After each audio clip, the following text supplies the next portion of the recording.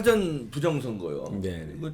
말씀하시기가 좀 곤란하시겠지만 공당이시니까 이 실증적 과학적 그 증거들이 우선 이제 제 입장부터 말씀드리겠습니다. 실증적 과학적 증거들이 충분하게 나왔다. 그리고 저는 어떻게 예상을 하냐면요. 이제 프로그램을 조작을 해서 돌리고 근데 재검표까지 생각을 하고 오프라인에서도 작업을 어느 정도 그러니까 완벽하게 작업을 전 지역구에는 못 해줘. 뭐 전라도는 할 필요 없으니까 할 필요 없고 뭐 TK 한두 지역 뭐 PK는 할 필요 없고 그러니까 수도권도 이제 자기들이 원하는 지역 몇천 표만 넣으면은 당락이 바뀌는 지역 이제 빅데이터가 다 나왔잖아요. 양정철이가 2019년 7월에 가서 중국에 가서 빅데이터 다 가져왔잖아요. 그러면 몇천 표 차 나오는 지역이 다 나왔을 거란 말입니다. 여기만 작업하면 된다. 그러고 오프라인도 거기 몇 군데만 작업. 전체적인 작업은 안 되죠.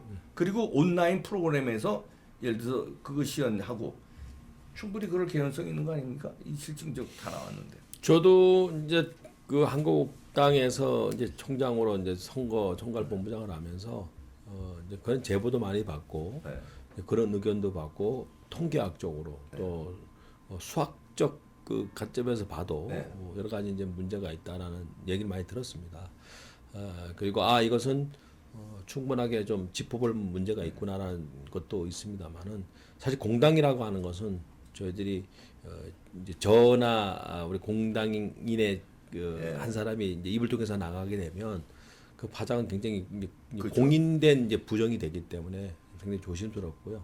지금 여러 이제 의원들이 또 여러 군데에서의 그러한 현장에서의 문제점들이나 부정 선거에 대한 의혹들을 이렇게 모으는 거로 좀 알고 있습니다. 이제 그렇게 되게 되면 어쨌든 그것이 진짜가 됐든 가짜가 됐든 의혹에 대한 것은 풀어줘야 된다. 그렇죠. 그런 생각을 하고 있고요. 그래서 그런 의혹이 커져가게 되면 이제 부정하게 되고 부정하게 되면 그것이 하나 이제 불만으로 가다 보면 갈등으로 그렇죠. 확산이 되면 그걸 국가의 손해고 또 국민들의 이런 고통만 좀 커진다 이런 생각이기 때문에 뭐 또 이렇게 의혹을 품는 쪽에서는 충분하게 자료를 모으시고 또 충분히 검토를 하셔서 이런 부분에 대해서 선관위나 또 관계자에게 이렇게 확인하고 하는 과정도 좀 필요하다고 봅니다. 네. 다만 이것을 부정선거다라고 우리 공당에서 얘기할 수는 없고요. 충분하게 또 많은 사람들이 다수가 인정하고 또 그거에 대해서 의혹이 사실로 이렇게 밝혀지든 안 밝혀지든 확인할 필요는 있다는 생각에는 공감을 합니다만은 저희 당에서 공식적으로 이렇게 문제 제기를 하는 것은 좀 이른감도 있고 또 다소 민감하게 조심스럽게 접근해야 될 부분이 있기 때문에 제 말씀에 한계가 있다는 거를 좀 이해해 주시면 고맙겠습니다. 아니, 이제 그런 점도 물론 있겠죠, 공당이니까. 그런데 이제 이게 문제는 시간이에요. 네네. 그 선관위 서버가 그 임대됐답니다. 근데 임대 기간이 있지 않습니까? 네. 그럼 임대 기간이 넘어가면은 예를 들어서 그거 증거 보존을 못 하는데 투표함도 마찬가지일 거고요. 그러니까 시간 문제가 있어. 시민단체만 몇 개는 시민단체는 이미 고발이 들어갔습니다. 네, 예. 또 조사를 하겠지만 공당에서도 뭐 입장을 내야 되지 않나 이렇게 보는데요. 아마 공당에 계신 분들 이번 선거에 직접 참여했던 분들 그리고 실질적으로 본인들이 이제 문제를 느꼈던 분들이 다수 의원들이 후보들이 함께 이렇게 지금 확인하고 있는 걸 알고 있습니다. 민경호 의원이 대표적으로 이제 또 이제 그 외에 또 여러 의원들이 그렇게 하고 있는 거로 알고 있기 때문에 아마 그분들에 의해서 주체자가 아니겠습니까? 그래서 확인될 것이다 이렇게 보고 있고요. 다만 민주국가에서 선거에 대한 이제 의혹이 자꾸만 나오게 된다고 한다면 전에 말씀을 드렸듯이 이제 분열의 어떤 민주주의를 부정의 하나의 원상이 되기 때문에 철저하게 의혹이 나는 부분에 대해서는 선관위에서도 충분히 해명을 하고 그런 오해를 이제 풀어야 되고 만약에 문제가 있다면 문제가 있는 대로 그 부분에 대해서는 여러 가지 이제 국민적 저항이 있을 것이기 때문에 좀 더 차분하게 좀 더 사실에 입각해서 확인 절차도 좀 필요하다 이렇게 근데 생각합니다. 이제 그 민주주의에 이제 선거 부정을 하면은 이제 불신만 나고 이래서 안 된다 그러셨는데 민주주의를 위해서도 선거는 올바르게 돼야 돼요. 그렇습니다. 그러니까 그 역설적으로 반대적으로 민주주의를 위해서는 것이 올바른 선거가 진과 돼야 가가 그렇죠. 진과 가가 확인돼야 되고 더 이상 그러한 논란이 없게끔 확인해 줄 필요도 그렇죠. 있고 여기서는 확인을 할 필요도 있다 하는 부분에 대해서는 공감을 합니다. 아, 그건 공감하시는. 다만 이제 공당으로서 이것을 정식으로 문제 제기하고 이게 하는 부분에 대해서는 좀 조심스럽다. 제가 이제 이런 비유를 가끔 했는데 염동열 의원님께도 한 비유를 하면 축구 경기에서 그 비디오 판독 요청을요. 네. 관중이 아무리 그 3만 명 관중이 비디오 판독 해봐야 주심은 비디오 판독 안 합니다. 근데 감독이 그래서 우리 국가대표 감독이 아 저 손흥민이 저거 골 넣었는데 왜 저거 업사이드 반칙에 비디오 판독 합시다. 감독이 요청하면 비디오 판독을 해요. 그래서 골이네. 결과를 뒤집습니다. 네네. 마찬가지로 공당에서 시민단체가 알아서 이러고 관중들이 백날해봐야 힘이 없잖아요. 그러면 이걸 공당에서 이거 이상하다. 비디오 판독 요청하자. 감독이 하듯이 공당에서도 이거 이상한 이런 게 나왔으니 자 합시다. 선관위 몇몇 군데만이라도 해자. 이런 걸 요청하는 게 민주주의를 수호하는 길 아니겠습니까? 그 이제 설명과 설득이 굉장히 지금 적절하고요. 아주 이해가 쏙 들어와요. 그래서 다만 아까 말씀드렸듯이 미래통합당에서 아마 그 당사자들 아니겠습니까? 그분들이 그런 움직임이 있는 거로 알고 있기 때문에 저희들은 이제 그런 의견이나 수집된 이제 그런 의혹에 대해서 전달은 합니다만은 아마 이것을 주도적으로 하는 것은 미래통합당의 당사자들이 여러 가지 이제 점검도 하고 실제 여러분들의 전문가들의 얘기도 듣고 하는 과정 속에서 이제 그런 결론이 날 것이다, 역할을 할 것이다 이렇게 봅니다. 맞죠. 지금은 뭐 소속은 미래한국당이시니까 네네. 약간 그 조심스러워. 그렇습니다. 미래통합당 소속은 아니니까 네네, 하여튼 같은 뭐 자매 정당이지만 네네. 그래도 당명이 다르고 네네. 여러 가지 그래서 조심스러운 그렇습니다. 면이 예. 있습니다만 대부분 지금 굉장히 그 시민들이요 여기에 대해서 관심을 많이 가지고 있습니다. 왜냐면 자기 표가 도둑 맞았다고 생각해요. 네. 아니 왜냐하면 자 비례는 승리를 안겨줬잖아요. 네. 근데 어떻게 지역구를 4분의 1 토막이 나요? 그게 맞지가 않는 거 아니에요. 그러면 비례는 저 미래한국당을 찍고 지역구는 그럼 민주당을 찍었다는 얘기인데 그럴 사람이 많지 않다는 거예요. 그러니까 시민들이 열받는 건 그거예요. 어떻게 비례 승리를 안겨줬는데 지역구를 그렇게 했느냐. 이게 우리 국민들 마음을 뭘로 보는 거냐. 이렇게 나오거든. 어느 정도 조금 차이는 있을 수 있어도 어떻게 그렇게 차이가 많이 나느냐 이런 얘기죠. 저도 그 화천에 가서 사전 투표를 했는데요. 네. 그 이제 사전 투표가 25% 넘기 때문에 네. 본 투표에 못지않은 시스템이 갖춰져야 되는데 네.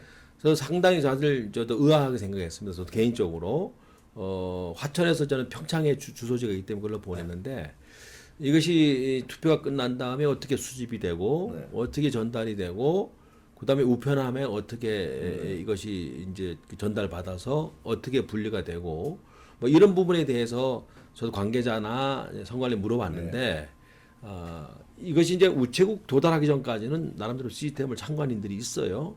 그런데 우체국에서 이제 제가 이제 그 찍었던 그 투표가 평창으로 가는 데 있어서의 그 우체국에 대한 노선에 대해서는 제가 아직까지 파악이 안 됐어요. 그러니까 뭐 이러한 점들을 보고 운반하는 모습이라든가 투표할 때의 참관인, 그다음에 말씀하신 대로 투표함에 이제 봉인된 봉인지 이런 것들이 전국에서 다수가 좀 나오다 보니까 이런 의심의 증폭이 큰 것만은 사실인데 그래서 이번 기회에 사전 투표에 대한 문제점도 한번 짚어볼 필요 있습니다. 그것이 부정이 있었든 없었든 25%가 넘는 투표가 뭐 본투표회 정도에 머금가는 거기 때문에 시스템 면이라든가 여러 가지 보관, 절차, 이런 개표까지 이런 과정을 좀 더 명확하게 또 투명하게 보여줄 필요는 있다. 이것이 이제 가려지다 보니까 그런 의문이 될 수가 있고요. 그리고 여러 가지 이제 온라인상도 상당 부분 IT 기술이 발달되어 있고 여러 가지 기상천외한 기술들이 사실 있기 때문에 이런 부분에 대해서 어떻게 디펜스 할 것인가, 어떻게 부정을 막을 것이냐 하는 부분에 대해서도 좀 더 면밀하게 검토할 필요는 있다. 그래야지 일각에서 IT의 전문가들, 통계학 전문가들이 얘기하는 부분에 대해서 실질적으로 그 확인되고 그 의문을 풀어줘야 되는데 이런 것들이 명확하게 되지 않으니까 의혹이 증폭되는 거죠. 그래서 저는 이 기회에 그래서 선거 시스템도 그렇고 또 그런 의문을 하는 것에 대해서는 선관위가 소상하게 알려주고 밝혀줄 필요가 있다. 네. 그래야지 의문이 가라앉는 거 아니겠습니까? 그렇죠. 이거 뭉개면 안 되죠. 예, 그래서 저는 그 의혹을 갖는 것도 상당 부분 시스템에 문제가 있다면 일리가 있다고 받아들여야 되고 이것은 완벽하다라고 얘기하기에 앞서서 그런 의혹들을 하나하나 해소해 주는 것도 선관련의 목적이기 때문에 저는 이번 기회에 벌써 이게 몇 년째입니다. 제가 지난 대선 때도 이제 부정에 대한 거에 대해서 듣기도 하고 또 나도 검토도 해봤습니다. 그런 시스템을 바꿨어야지. 시스템을 좀 더 완벽하게 점검해보는 기회는 돼야 된다는 것이 아주 미니멈이고요. 네. 그다음에 더 나아가서 그분들의 의문을 이제 증폭된 의문을 충분하게 풀어주는 것도 선관위의 역할이다 이렇게 좀 봅니다. 그러니까 그 지금 문제가요.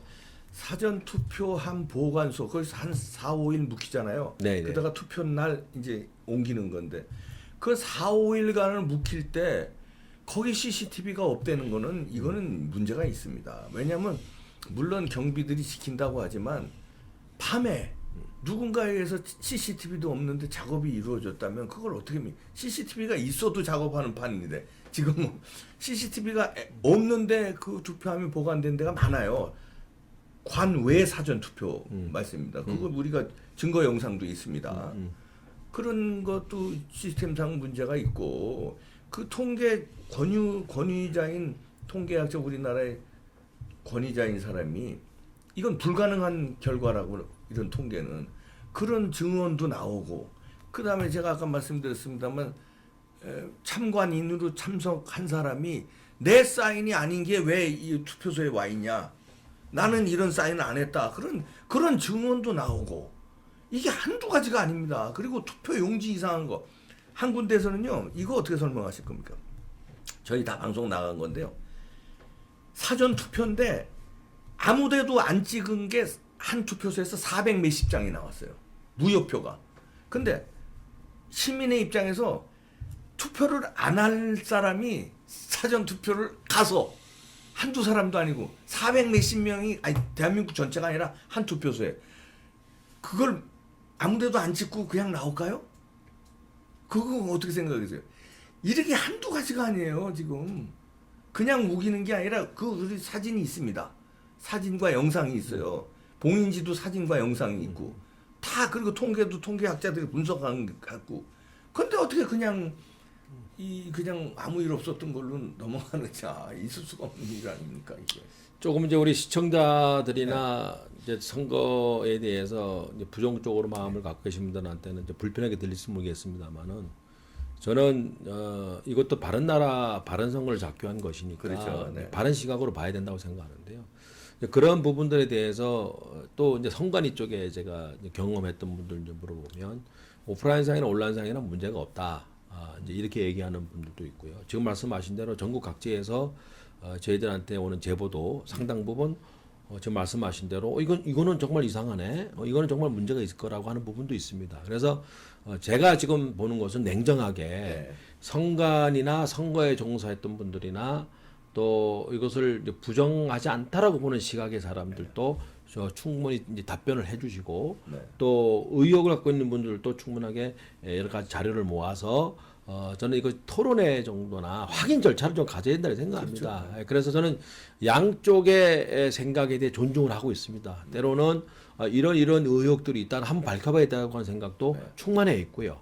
또 그것이 그냥 의혹으로만 가서 하나 편견을 갖는 것보다는 이런 부분은 결국 부정을 할 수 없다고 하는데 이런 시스템에서는 온라인 오프라인 상에서는 문제가 없다고 생각하는데 이 부분에 대해서도 이제 의문을 갖는 분들한테 상호 이제 정보를 공유해서 하다 보면 저는 진짜와 가짜가 나올 것이다. 예. 이것은 굉장히 민주주의에 있어서 중요한 것이기 때문에 소홀해서는 안 된다고 이렇게 봅니다. 선거 안에도 소홀해서도 안 되고 그다음에 이걸 발견하고 이것을 모아가는 분들도 그냥 지나쳐서는 안 된다고 생각하기 때문에 이 기회에 우리가 오랫동안 끌어오던 부정선거에 대한 의혹도 또 의문도 좀 해소가 될 수 있는 기회가 돼야 된다. 그것은 뭐 철저한 조사, 철저한 여기 답변, 그다음에 충분한 해명, 설명 뭐 이런 것들이 필요한 시점이다라고 생각을 합니다.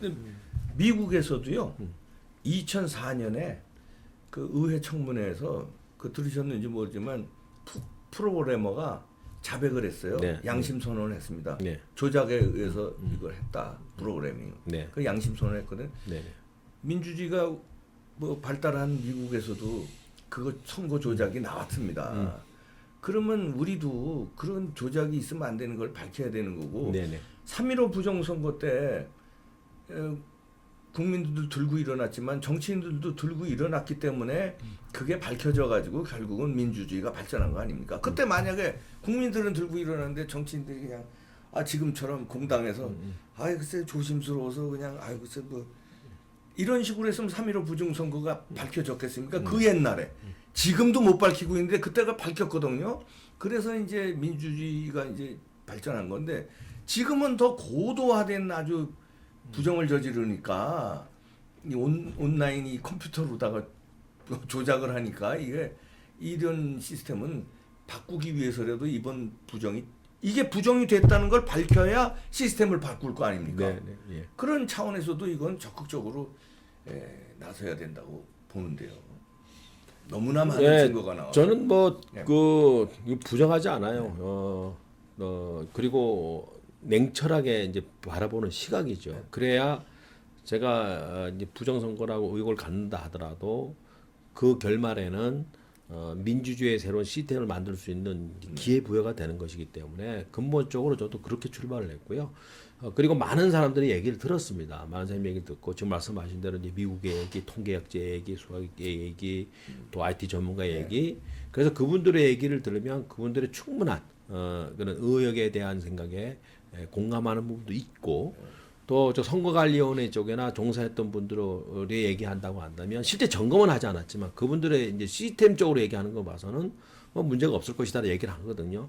근데 바로 이제 부정을 이제 제기하는 쪽이나 시스템이 괜찮다고 하는 쪽이나 이것은 실제적으로 이거를 안 해봤기 때문에 이분들이 갖고 있는 프로세스가 다 100% 완벽하다고 볼 수는 없는 거 아니겠습니까?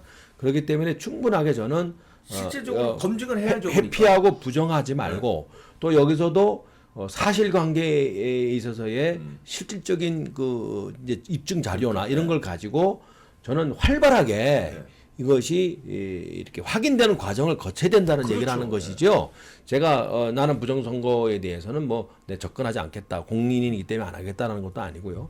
또 선관위에서도 무조건 다 잘했다고 얘기하는 데 있어서의 100% 그러면 다 점검하거나 충분하게 국민한테 해명해 줘야 될 역할과 책임이 있다라는 얘기를 또 주장하는 거고. 그래서 저는 하나의 공인된 입장으로 봐서는 더 이상 논란이 없게끔 충분하게 해명과 또 시스템에 대해서 설명을 해줘야 되고 거기서 문제가 있다면 좀 더 국민들이 믿게끔 시스템도 바꿔야 되고 그러니까요. 그런 기회를 삼자고 하는 것이기 때문에 그렇게 기회를 삼자고 공당에서 요구를 해야 된다는 게 네네. 아마 통합당에서 그렇게 할 것이라고 전 보고 그래야지 있습니다만. 시민단체만 나서서는 어물쩍 이게 시간 끌다가 뭉갤 수 있어요. 그런데 공당에서 나서면 이거 그냥 간단한 일이에요. 선관위에서도 공당에서 나서는 거고 시민단체에서 나서는 힘이 다르잖아요.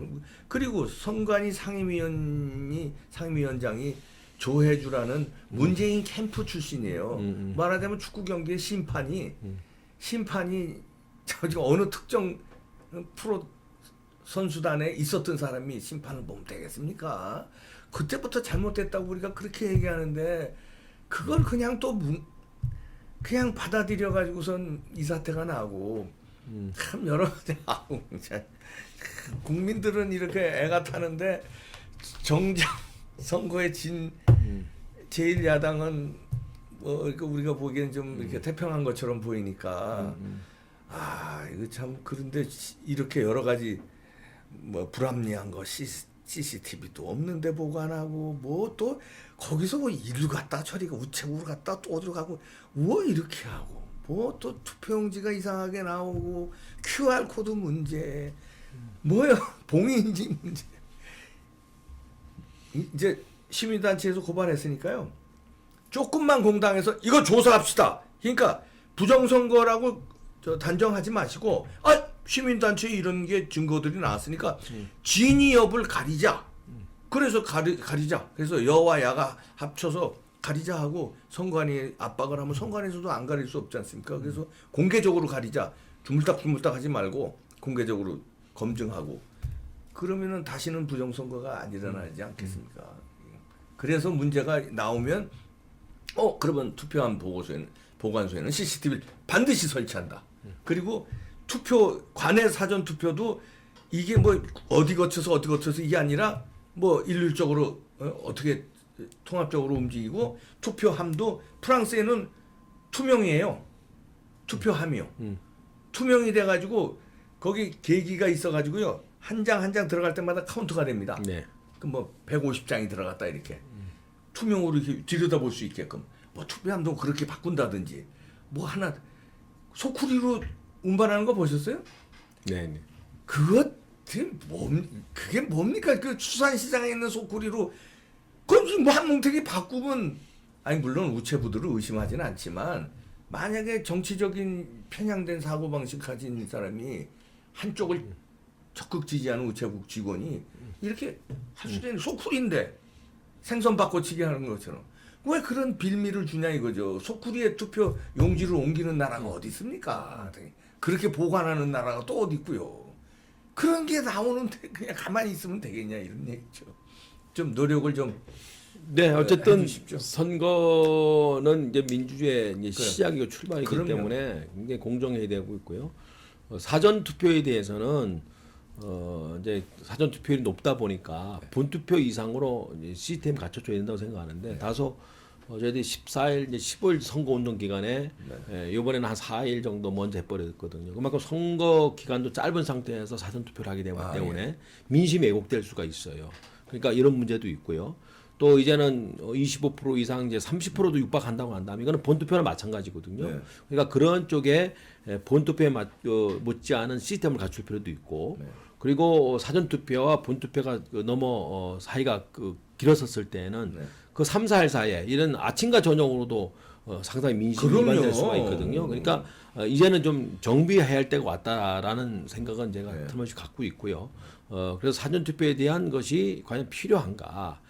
여기에 대한 이제 문제로 되는 부분들에 대해서는 우리가 개선할 필요가 없지 않느냐 하는 생각은 분명히 해야 하는 뭐 그런 기회였다 이렇게 생각합니다. 네, 사전 투표율이 굉장히 높았잖아요. 네네. 근데 사실은요 보수 우파들은 사전 투표 안 한 분들이 많아요. 저도 안 했어요. 왜냐하면 저는 방송으로 사전 투표하기 전에 그 전서부터 몇 번에 걸쳐서 사전 투표 문제가 있다는 식으로 방송을 했어요. 그랬더니 선관위에서 선거 방해죄로 사전 투표 왜 문제 있다고 그랬냐. 그래서 이제 저 내일 서울시 선관위에 이제 조사받으러 가는데 이 문제점을 우리 계속 지속적으로 얘기했습니다. 왜냐하면 그 전에 사례가 있기 때문에 이번 사전 투표도 시스템이 보완이 안 된 상태로 그냥 강행하기 때문에 문제가 있을 것이다. 그런 해서 대구 같은 경우에는 사전 투표를 제일 안 나왔잖아요. 의심이 가 내 표가 도둑 맞을 수 있으니까 본 투표했단 말이에요. 그런 식으로 좀 대대적으로 좀 손볼 필요가 있어 보입니다. 사전 투표 제도가 없애는 것도 하나의 방법. 사전 투표와 본 투표가 길어버리면 그 사이에 민심이 왜곡될 수 있다라고 하는 거죠. 그렇죠. 제일 큰 문제는 그 시스템이 그대로 정상적으로 간다 하더라도 그리고 좀 뭐 재산 말씀드립니다만 25%가 넘기 때문에 상당 부분 이거는 본 투표와 같이 병행할 필요도 있다. 결국은 사전 투표라고 하는 것은 본 투표 시간이 안 나시는 분들, 그렇죠. 또 다소 그때 어려운 분들이 이제 하는 거 아니겠습니까? 그러면 뭐 이틀로 한다든가. 그래서 전체적으로 이 투표 시기에 대한 것도 우리가 어느 정도 조정할 필요가 있다. 이렇게 보는 겁니다. 그럼요. 조정은 돼야 되겠습니다. 네. 여러 가지 문제가 발생하니까. 하여튼 귀하신 시간 내주셔서 고맙고요. 참 바쁘실 텐데 이렇게 아닙니다. 시간 그래도 지금 공당의 그 사무총장도 하셨고 또 이번에 인재 영입위원장으로 그다음에 미래한국당 선거를 총괄하시느라고 조심스러운 면도 제가 10분 이해합니다. 네, 네. 그 시청자 여러분들도 이해해 주시고 그러나 답답한 마음들을 제가 대변해서 네, 네. 질문 드린 거니까요. 네. 그런 걸 당해 가셔서 좀 이렇게 많은 그 논의를 좀 해주시길 부탁드립니다. 네. 네. 염동열 의원이셨습니다. 인재영입위원장과 함께 미래한국당의 비례를 총괄하셔서 나름대로 선전을 해주신 분인데요. 오늘 고맙습니다. 네, 감사합니다. 예. 아이고 답답하시죠? 그러나 뭐 하나하나 뭐 발전돼 나가겠죠. 그리고 이제 당에서도 움직이고 있답니다. 그러나 이제 조심스럽게 이렇게 대답하시는 거예요. 사실 물 밑에서는 다 준비하고 확인하는 작업을 하고 있다니까 좀 더 기다려 보시죠. 뭐. 답답한 건 뭐 저도 마찬가지입니다. 네, 구독도 부탁드리고요, 좋아요도 부탁드립니다. 마치겠습니다.